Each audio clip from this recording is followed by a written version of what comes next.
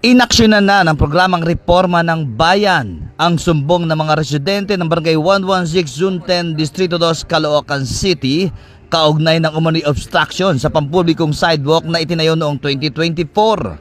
Ayon sa impormasyon na kalap, isang residente ng naturang barangay ang lumapit sa Reforma ng Bayan upang humingi ng tulong sa formal na pagbuo ng complaint letter laban sa isang istrukturang nakatayo umano sa pampublikong right-of-way sa 6th Avenue, kanto ng Agno Street.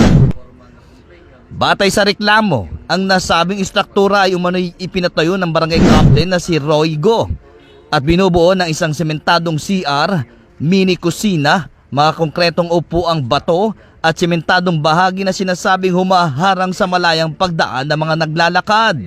Sa tulong ng Reforma ng Bayan, ang formal na reklamo at sinumpaang salaysay ay naisumiti at pinareceive na sa Office of the City Engineering ng Caloocan City na may kopya rin sa Office of the Mayor para sa kaukulang aksyon at investigasyon. Iginiit na nagrereklamong residente na ang naturang istruktura ay permanente, walang malinaw na permit at ginagamit umano para sa personal o di autorisadong layunin na posibleng paglabag sa right of way ng publiko, mga umiiral na ordinansa ng lungsod at sa Code of Conduct and Ethical Standard for Public Official and Employees, RA 6713.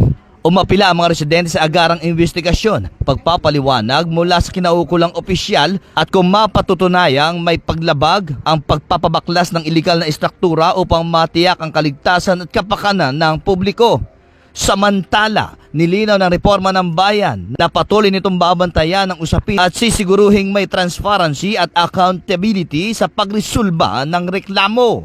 Ako si Mike Tango, programang walang sasantuhin. Sumbungan ng bayan. Ito ang Reforma ng bayan.